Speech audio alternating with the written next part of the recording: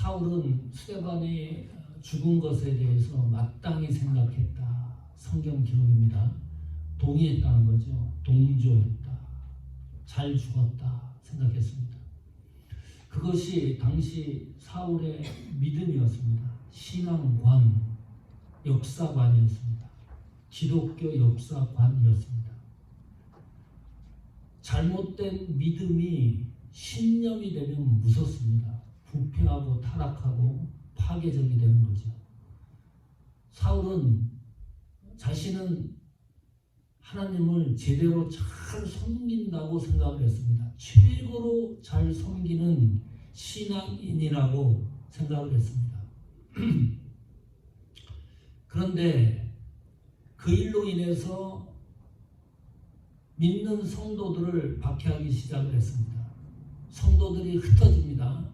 유대와 사마리아 땅끝까지 흩어지는 동기를 부여했습니다. 사도행전 1장 8절의 말씀을 8장 1절에서 그대로 성취되고 있습니다.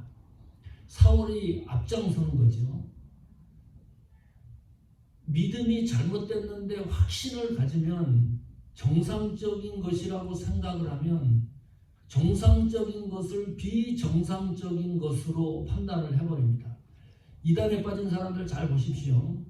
정상적인 것을 절대로 용인하지 않습니다. 비정상적인데 자기들이 정상적인 걸로 생각을 합니다. 가정이 필요 없어요. 부모도 버립니다.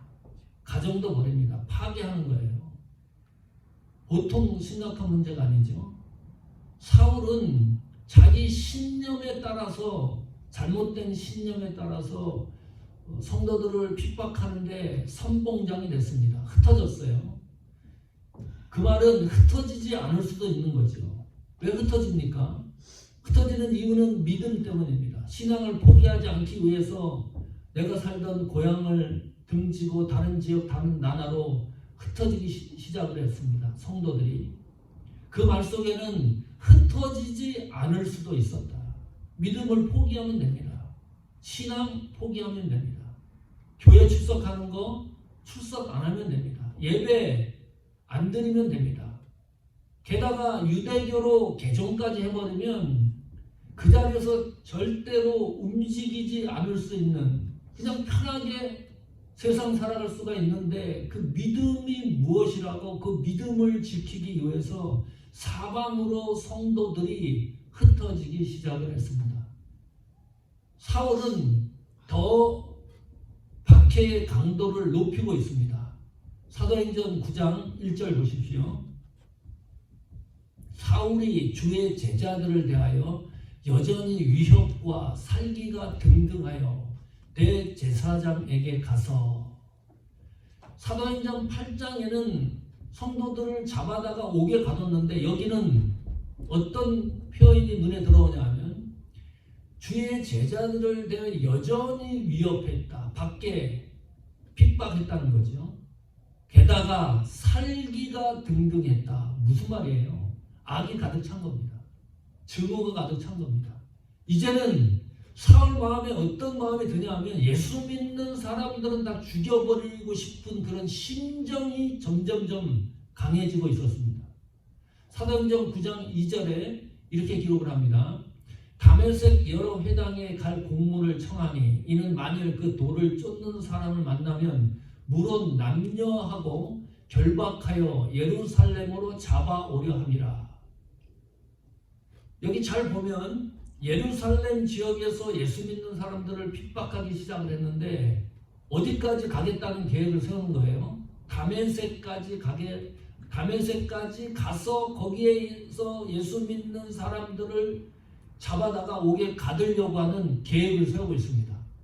그리고 그것을 공문을 청하니 그 당시 최고 종교 의결 기관은 사내리는 공회에 공문까지 청하고 계획적으로 움직이려고 합니다.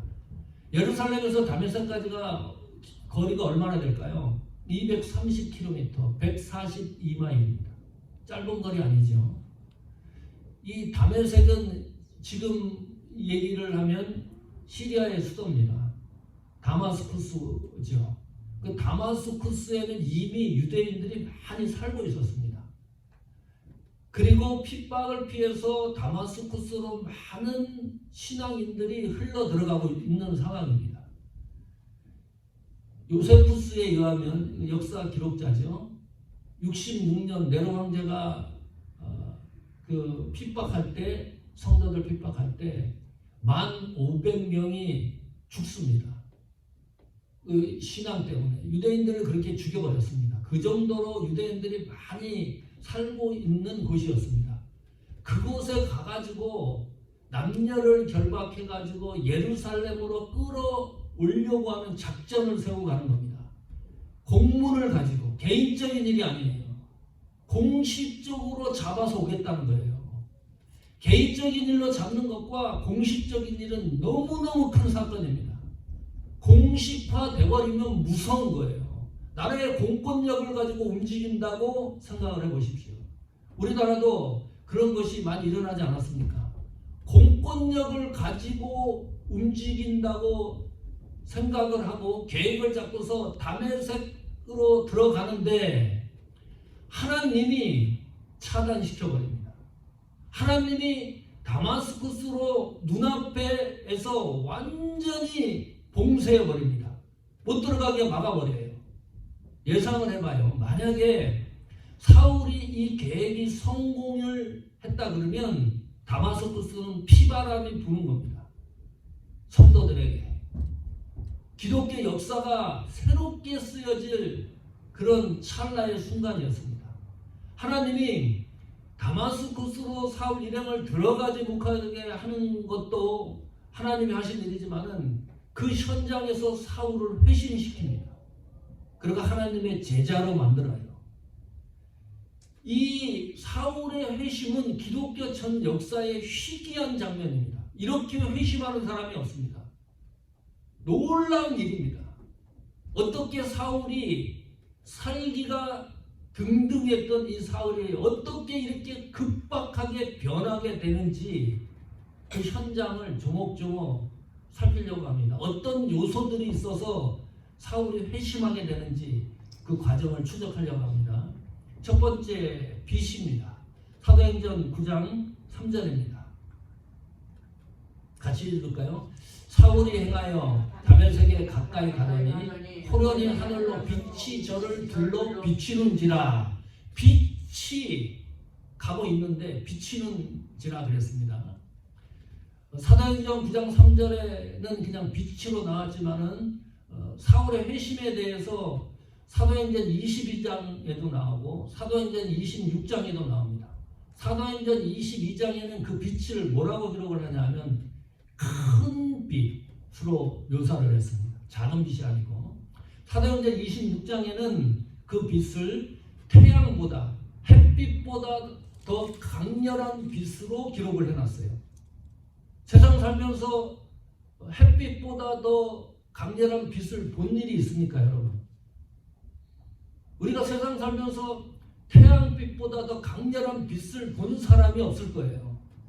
하나님이 사울의 회심에 자연을 이용하시는데 그 자연을 어떻게 이용하시느냐? 초자연적인 자연의 현상으로 이용하고 있다. 이 말은 무슨 말입니까?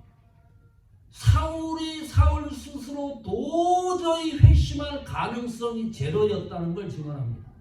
방법이 없는 거예요. 사울이 방법대로 사울이 느껴가지고 하나님에게로 돌아올 확률이 제로였습니다. 마이너스 100이었습니다.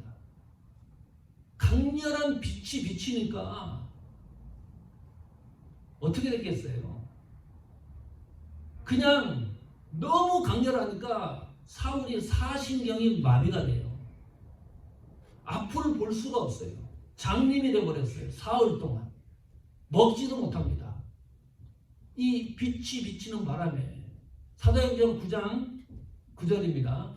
사흘 동안을 보지도 못하고 식음을 전폐하니라. 강력한 역사가 일어났습니다. 하나님은 우리가 회심할 기회에 회심을 하지 않으면 자연을 통해서라도 하나님 앞에 회심할 수 있는 길을 열어놓습니다. 이 당시 사울 혼자만 간 게 아니고 사울과 함께 동행했던 사람들이 있습니다. 사울이 자기 회심에 대해서 말하잖아요. 사도행전 22장 26장에도 반복적으로 얘기하잖아요. 사울 혼자 가다가 이런 일을 경험했다 그러면 가짜라 그랬을 거예요. 그러나 동행했던 사람들이 봤기 때문에 증언자가 있는 겁니다. 이것은 사울의 회심이 진짜라는 것을 증명하고 있는 겁니다. 두 번째, 사울 회심의 중요한 요소 두 번째는 소리입니다. 소리. 사도행전 9장 4절입니다. 땅에 엎드려 들으매 소리가 있어 가라사대 사울아 사울아 내가 어찌하여 나를 핍박하느냐 하시거늘. 땅에 엎드려졌다. 이유는 강렬한 빛 때문입니다. 견딜 수가 없어서 풀썩 주저앉는 거예요. 하나님 앞에 무릎을 꿇고 말았습니다. 사울의 의지적으로 무릎을 꿇은 게 아닙니다. 그 빛이 너무 강렬했기 때문에 어쩔 수 없이 무릎을 꿇은 겁니다. 사울의 판단과 생각으로 무릎을 꿇은 것이 아니라 초자연적인 역사 앞에 무릎을 꿇을 수밖에 없었습니다. 근데 소리가 들려요. 음성이 들려요. 사울아 사울아. 희귀하죠? 사울도 깜짝 놀랄 일입니다. 우리는 여기서 사울아 사울아 부르는 주인공이 누구죠? 누구예요? 말씀해 보세요. 예수님이라는 걸 알고 있죠? 사울은 전혀 예수님일 거라고는 생각하지 않습니다. 사울은 예수님이 가짜라고 생각을 했었고 이단 종파의 우두머리라고 생각을 했었고 그래서 유대교적인 신앙을 갖고 있었기 때문에 그것을 진멸하려고 하기 때문에 여기서 예수 그리스도 음성이라고는 전혀 생각을 못하고 있는 거예요. 근데 음성이 들리니까 사울아 사울아. 하나님이 이미 사울을 다 파악하고 알고 계신 겁니다. 선제적 하나님의 지식입니다. 하나님의 지식이 이렇게 방대한 거예요. 우리는 눈에 보이고 확인되는 걸 지식으로 삼으려고 그러는데 하나님은 이미 사울에 대해서 너무나 잘 알고 있었다. 하나님의 지식이 무한하고 광대하다는 거죠. 거기서 들리는 소리가 이렇게 들려요. 내가 어찌하여 나를 핍박하느냐? 어찌하여 나를 박해하느냐? 무슨 말입니까? 문장이 잘못된 겁니까? 사울은 단 한 번도 예수님을 핍박한 일이 없습니다. 예수님의 제자도 아니었습니다. 예수님께 부름받은 제자도 아니었습니다. 이 순간에 예수님을 핍박하고 박해한 적이 없는데 느닷없이 왜 나를 핍박하고 박해하느냐 이 음성을 듣습니다. 깜짝 놀랄 수밖에 없지요. 무슨 말입니까? 성도가 당하는 고난, 환난, 핍박, 박해를 예수님이 당하는 고난으로 동일시하고 있다. 내가 당하고 있는데 신앙 때문에 내가 믿음 때문에 사역 때문에 애매히 당하고 있는 이 고난은 예수님이 당하는 고난으로 성경이 기록을 해놨어요. 어마무시한 겁니다. 내가 당하는 고난과 아픔과 슬픔과 이 모든 것들이 단순하지 않다는 거예요. 그냥 당하는 게 아니고 예수님이 당하는 고난으로 동일시하고 있구나. 스데반 순교 현장에 보세요. 예수님이 당하는 고난이라고 동일시되기 때문에 보좌에 앉으신 예수 그리스도가 자리에서 벌떡 일어나는 거예요. 얼마나 큰 위로입니까? 얼마나 큰 힘입니까? 하나님이 지원해 주는 거예요. 사역을 감당할 때. 그러니까 목회하는 거예요. 그래서 선교하는 겁니다. 하나님이 이런 위로와 힘을 부여하지 않으면 하나님, 예수님과 동일시하기 때문에 순교도 가능한 겁니다. 우리 의지적으로 어떻게 죽어요? 총칼 앞에 어떻게 죽습니까? 믿음이 아무리 위대하다 그래도 생명보다 귀합니까? 피하려 그러죠. 이 사실이 나에게 확인이 되면 그래서 목숨을 버리는 거예요. 사울은 여전히 이 음성이 예수님에게서 들리는 음성인데 예수님인 것을 파악하지 못합니다. 여기에서 위로를 받는 거죠. 그래서 어떨 때는 기도하잖아요. 누구를 위해서. 피가 한 방울 섞였습니까? 친척 관계입니까? 아무 관계도 아닌데 그 성도가 교회 안 나오면 눈물을 흘리면서 가슴을 치면서 기도하지 않습니까? 오늘 말씀이 동일시되는 예수 그리스도의 은혜가 우리 속에 있기 때문입니다. 그 은혜를 소중하게 생각하십시오. 그래야 힘이 생기고 일하는데 하나님만 바라보고 한 발자국 걸어갈 수가 있습니다. 이것은 놀라운 은혜입니다. 보통의 은혜가 아니고 수준이 너무 높은 은혜입니다. 사도행전 9장 5절입니다. 이번에는 그 신분이 밝혀집니다.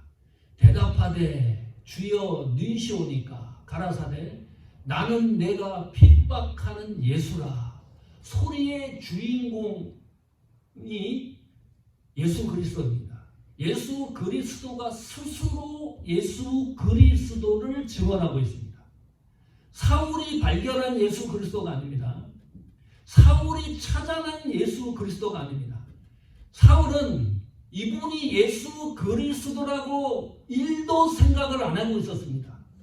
그분이 예수 그리스도라고 이야기를 합니다. 사도 바울은 유대인입니다. 공부 많이 했습니다. 지금으로 말하면 박사학위 몇 개 가졌을 거예요. 고등학문을 했습니다. 이 바리새파인데 극보수 바리새파입니다. 하나님만 유일하게 섬기는 열심이 있었던 인물입니다. 하나님에 대해서 너무 잘하는 인물이에요. 사울이. 출애굽기 3장 14절 보십시오. 같이 읽습니다. 하나님이 모세에게 이르시되 나는 스스로 있는 자니라. 또 이르시되 너는 이스라엘 자손에게 이같이 이르기를 스스로 있는 자가 나를 너희에게 보내셨다 하라. 도대체 하나님을 내가 어떻게 설명합니까? 사람들에게. 그때 하나님이 하나님 스스로 자기에 대해서 말씀하시는 내용입니다. 나는 스스로 있는 자니라. 영어 성경을 잘 보십시오. 대문자로 되어 있습니다. I am who I am. 모든 영어 성경에는 이 문장이 대문자로 표기되어 있습니다. 하나님을 얘기했을 때 대문자 G를 씁니다. 잡신들은 소문자 G를 씁니다. I am who I am은 나는 스스로 있는 자라고 하는 말은 하나님의 이름과 속성이라는 뜻입니다. 그래서 대문자로 기록을 해놨습니다. I am who I am. 나는 스스로 있는 자니라. 나는 내가 될 수 없어요. 나는 스스로 있는 자가 될 수 없어요. 이 나는 스스로 있는 자라는 히브리식 이 표현은 하나님만 사용할 수 있는 문장이고 용법입니다. 인간은 사용할 수가 없어요.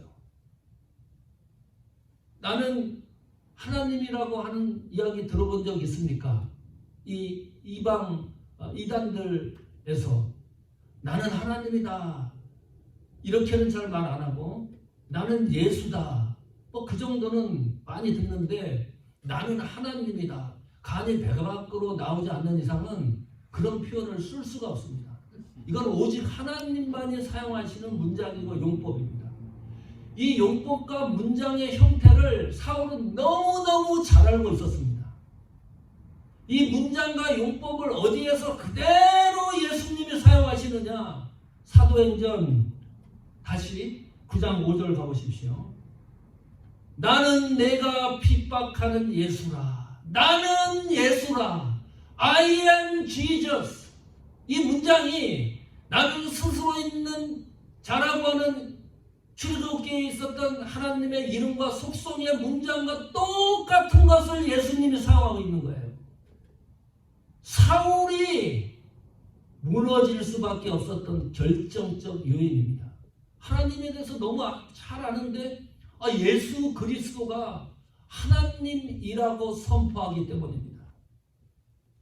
이 말씀으로 무너지지 않으면 가능성이 없습니다. 나는 예수라. 이 말씀 앞에 무릎 꿇지 않으면 불가능합니다. 우리는 이분이 예수 그리스도라는 것을 믿습니다. 이분이 구원자 예수 그리스도라는 것을 믿습니다. 이 예수 그리스도가 하나님의 아들이라는 사실을 믿습니다. 그뿐만이 아니라 이 예수 그리스도는 하나님과 같이 신적 권위에 있어서 동등된 분이라는 사실을 믿습니다. 어떻게 믿는 건가요? 왜 그것이 믿어지나요? 이 사실을 어떻게 내가 확인할 수가 있나요? 이유는 간단합니다. 하나님이 회심의 은혜를 주지 않으면 이 사실은 인간 스스로 믿어질 수가 없습니다. 이 사실이 믿어진다는 것은 하나님이 나에게 회심의 은혜를 주었다는 증거입니다. 하나님이 주신 회심의 은혜 때문에 예수 그리스도가 나의 구세주로 받아들여지는 신앙의 여정을 걷고 있지 않습니까? 이 은혜를 문득문득 생각하십시오. 사울이 드디어 무너지기 시작을 했습니다. 전혀 무너질 수 없었던 사울이 나는 예수라, 나는 이 증언 때문에 하나님의 제자로, 예수님의 제자로 방향을 전환하기 시작을 합니다. 네 번째는 선택입니다. 사신경이 마비됐어요. 그래서 같이 갔던 동행들과 다마스쿠스로 들어갑니다. 부축해서 들어갔겠죠. 그 다마스쿠스에 이미 아나니아라고 하는 예수님 제자가 있었습니다. 활동을 하고 있었습니다. 예수님이 직접 음성으로 말씀을 합니다. 이 아나니아에게. 아나니아는 아나니아 삽비라 그 부부에서 나오는 이름이 아닙니다. 똑같은 이름인데 다른 사람입니다. 이 아나니아가 음성을 듣는데 예수님의 음성을 똑같이 말씀하시는데 사울이 있는 장소 시간까지 정확하게 지시를 합니다. 그쪽으로 가서 사울이라는 사람을 만나라. 그리고 기도해라. 안수 기도를 해서 회복을 시켜라. 정상으로 만들라고 하는 음성 감동을 받습니다. 이상하죠? 아나니아가 그 지시를 받고 나서 바로 움직이는 게 아니라 이건 너무 이상하다. 이 사울이라는 사람에 대해서 너무나 잘 알고 있었습니다. 소문이 이미 다마스쿠스에 다 퍼져 있었습니다. 이 사울은 악당이다. 기독교와 정반대되는 사람이다. 우리를 생명을 위협하는 사람이다. 우리를 죽이려고 하는 사람이다. 옥에 가두려고 하는 사람이다. 그런데 그런 사람을 장소를 지정해서 가가지고 회복시키라니 이게 무슨 말이냐. 아나니아가 예수님에게 항변을 합니다. 그때 예수님이 이렇게 얘기를 해요. 사도행전 9장 15절입니다. 주께서 가라사대 가라. 이 사람은 내 이름을 임금들과 이스라엘 자손들 앞에 전하기 위하여 택한 나의 그릇이다. 사울을 어떻게 보냐 하면 내 이름을 위해서 이방인들에게 복음을 전할 사람이다. 임금들, 권세자들이죠. 정치하는 사람들이죠. 왕들이죠. 그 사람들에게 복음을 전할 사람이고 이스라엘 자손에게 복음을 증거할 택한 나의 그릇이라. 이 말씀을 하는 거예요. 놀란 일이죠. 아나니아는 생각하기에 이 사울은 악당이라고 생각을 하는데 하나님은 예수님은 이 사울이 나의 택한 나의 그릇으로 말씀하고 있습니다. 그릇은 어떤 그릇일까요? 밥 먹는 그릇일까요? 반찬 담는 그릇일까요? 김치 담는 큰 통일까요? 어떤 그릇을 말하는 걸까요? 인스트루먼트, NIV는 번역을 그렇게 놨습니다. 그냥 그릇이 아닙니다. 잡동사니 그릇이 아닙니다. 정밀기계라는 뜻입니다. 계기판과 같은 정밀기계를 얘기했을 때 퓨어라는 단어입니다. 계기판이 없으면 자동차 운전할 수 없죠. 기름이 떨어졌는지 지금 몇 마일로 가는지 전혀 알 수가 없잖아요. 아주 세밀하고 정밀한 기계를 얘기했을 때 여기 나오는 그릇이라는 단어를 사용합니다. 기구로도 번역이 되고 악기로도 번역이 되는 단어입니다. 우리 주영 기사님 피아노 하는데 연주하는 분들은 아주 예민합니다. 이게 안 맞으면은 좀 까탈스럽죠. 네. 네. 듣는 우리도 어떤 때는 이게 뭐 오늘 같은 경우 금방 눈치채는데 연주하는 사람들은 악기가 정상적이지 않으면 연주하기가 너무 힘들어집니다. 그만큼 정밀한 상황을 이야기합니다. 이 그릇이라는 게. 그런데 그 그릇이 어떤 그릇이에요? 사울의 그릇이 아니라 예수 그리스도의 그릇이라. 깜짝 놀랄 수밖에 없습니다. 하나님은 사울을 어떻게 부르냐? 예수님의 그릇으로 이야기를 하고 있어요. 내 그릇이 아닙니다. 사울이 하는 사역이 아닙니다. 사역과 헌신과 봉사와 모든 것을 예수님은 나의 그릇으로 정밀하게 세밀하게 보고 관찰하고 있다. 그것도 택한 그랬습니다. 사울을 선택했다는 거예요. 무슨 말이 필요합니까? 하나님이 사울을 선택했다는데 무슨 설명이 필요합니까? 무슨 항의가 필요합니까? 하나님은 사울을 선택하신 분입니다. 하나님은 사모하는 교회를 선택한 분입니다. 하나님은 백성전을 선택하신 분입니다. 무슨 설명이 필요하고 무슨 거기에 부가 내용을 첨가할 수가 있습니까? 하나님이 선택했다.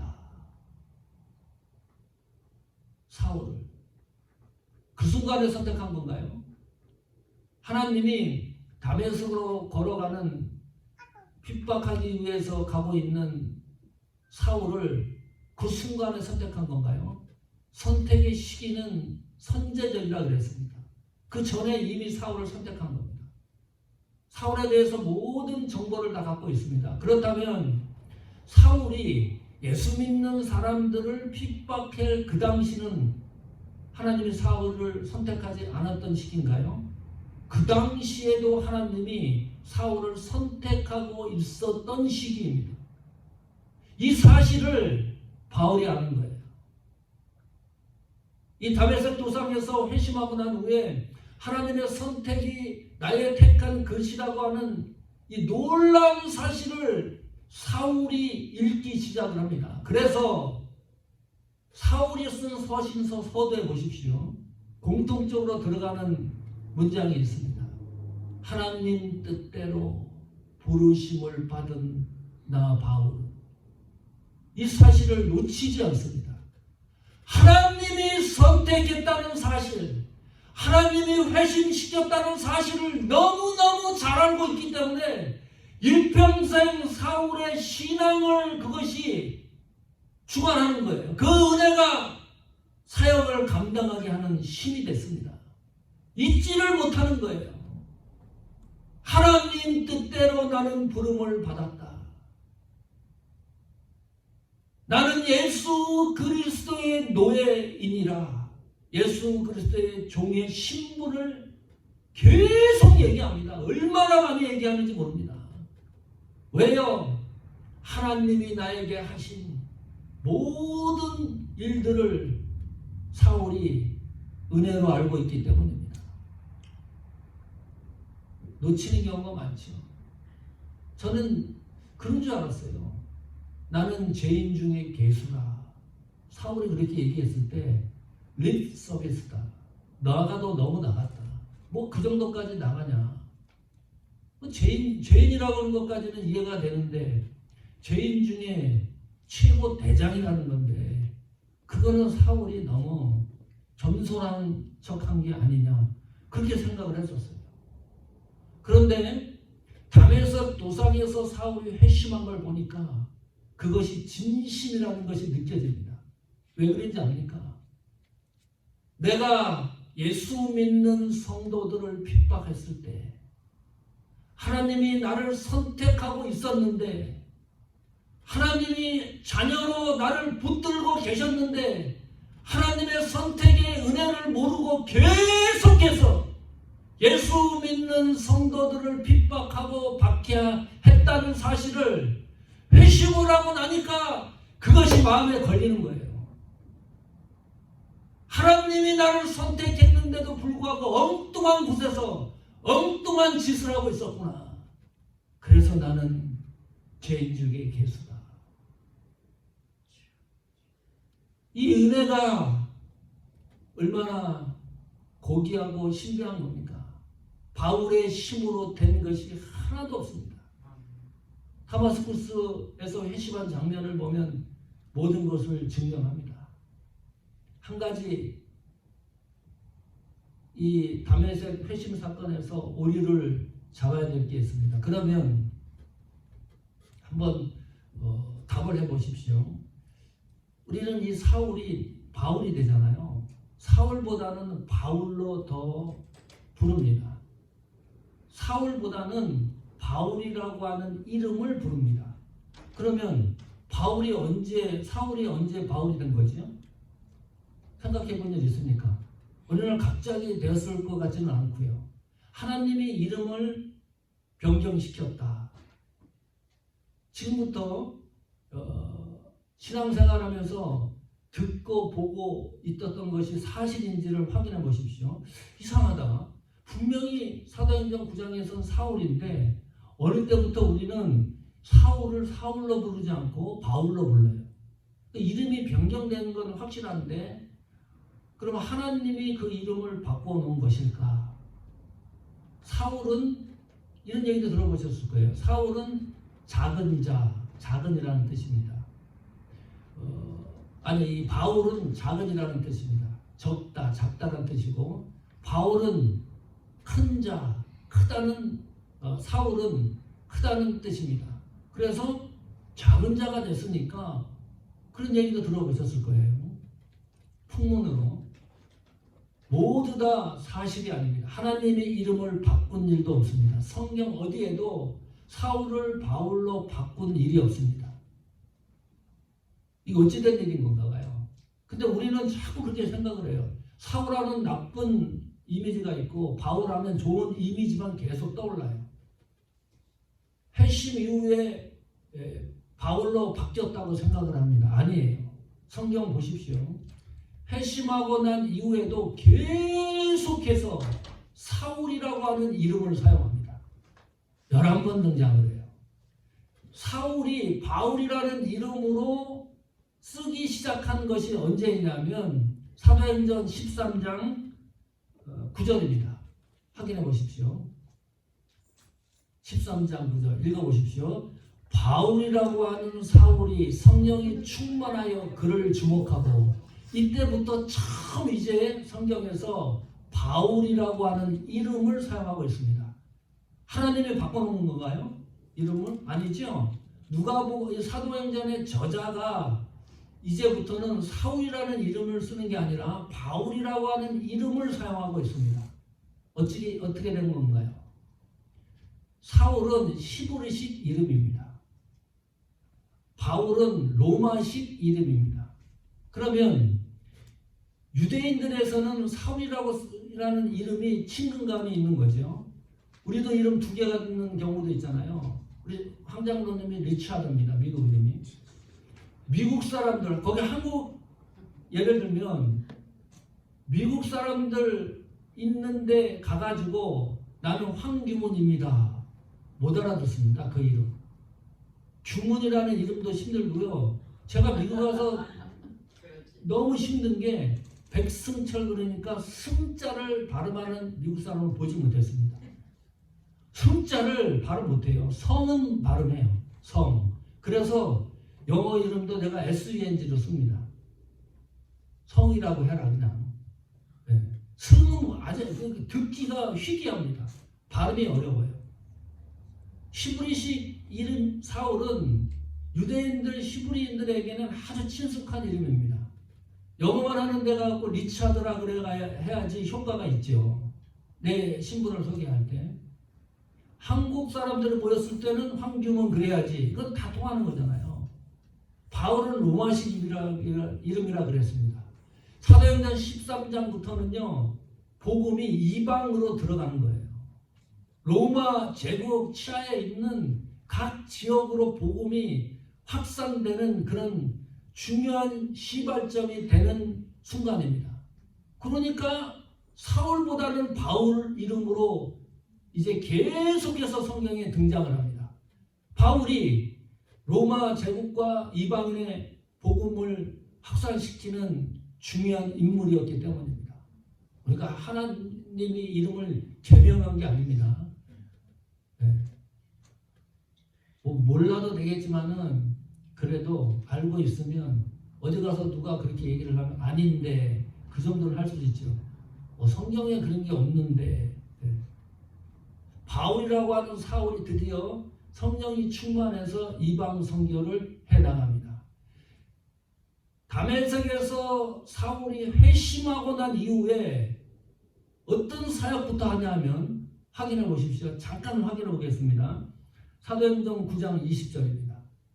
즉시로 각 회당에서 예수의 하나님의 아들이심을 전파하니 사울이 이제 사신경이 마비된 것이 다 풀렸습니다. 회복이 됐습니다. 정상이 됐습니다. 그러고 나서 사도행전 9장 20절에 즉시로 회당에 가서 예수님을 증거하기 시작을 합니다. 복음의 핵심을 증거해요. 이분이 하나님의 아들이시다는 사실을 증거합니다. 또 얘기합니다. 이게 복음의 핵심입니다. 무엇을 우리가 들어야 되는 겁니까? 이분이 나의 구세주라고 하는 이 사실을 증거를 하니까 회당에 있던 유대인들이 난리가 난 거예요. 청중들이. 이 사울에 대해서 너무 잘 알고 있는데 이 사울이 지금 엉뚱한 이야기를 하고 있다. 이게 뭐하는 짓이냐. 예수 믿는 사람들을 체포해서 옥에 가두려고 작전을 쓰는 거다. 별의별 반응을 일으켰어요. 사도행전 9장 21절입니다. 듣는 사람이 다 놀라 말하되 이 사람이 예루살렘에 이 이름 부르는 사람을 잔해하던 자가 아니냐. 핍박하고 박해하던 자가 아니냐. 근데 여기 와갖고 예수님을 증거하니까요. 여기 온 것도 저희를 결박하여 대제사장들에게 끌고 가고자 함이 아니냐 하더라. 다 알고 있었어요. 사울이 다마스쿠스로 온 것은 예수 믿는 성도들을 붙들어 가지고 체포해서 예루살렘으로 끌고 갈 거라는 모든 소문이 자자했는데 그 소문을 듣고 있다가 갑자기 사울이 나타나서 예수 그리스도는 하나님이시다. 구원자라다. 이 복음을 전하니까 방귀를 들 수밖에 없는 거죠. 사도행전 9장 23절 보십시오. 같이 있습니다. 여러 달이 지남에 유대인들이 서로 죽이기를 공모하더니 사울 죽이기를 공모했다. 사울의 회심하고 난 이후에 사울의 사역이 만만치 않습니다. 길이 보장된 게 아닙니다. 사방이 막힌 정도가 아닙니다. 회심하고 난 이후에 복음을 전했는데 즉시로 반응이 일어난 게 뭡니까? 유대인들이 사울 죽이기를 공모했다. 죽음을 피해갈 수 없는 상황들이 전개됩니다. 이것이 사역자가 걸어가야 될 길입니다. 성도 여러분, 사울은 도저히 불가능했습니다. 회심할 가능성이 1도 없었습니다. 0.001도 없었습니다. 사울의 힘으로 회심할 가능성이 제로였습니다. 그 사울이 하나님이 주시는 강력한 은혜로 하나님 앞에 무릎을 꿇었습니다. 그 은혜를 꼭 기억하십시오. 그것은 일방적인 은혜입니다. 하나님이 무조건 주신 은혜였습니다. 그 은혜가 사울을 무릎 꿇게 했습니다. 사울의 생각과 판단으로 예수 그리스도를 만나고 찾은 것이 아닙니다. 일방적으로 주신 은혜로 드디어 사울이 예수님을 제대로 만납니다. 제대로 만나니까 복음을 증거하기 위해서 즉시로 움직입니다. 지체하지 않습니다. 그 복음의 위력을 확인했기 때문입니다. 성도 여러분, 일방적으로 주시는 은혜가 있습니다. 하나님이 세우신 교회에 일방적으로 주시는 은혜가 있습니다. 우리에게 무조건 주시는 은혜가 있습니다. 그 은혜를 놓치지 마십시오. 그 은혜가 하나님을 섬기는 힘이고 위로고 능력입니다. 그 은혜로 사역에 성공을 거두고 우리 믿음이 승리하기를 축원합니다.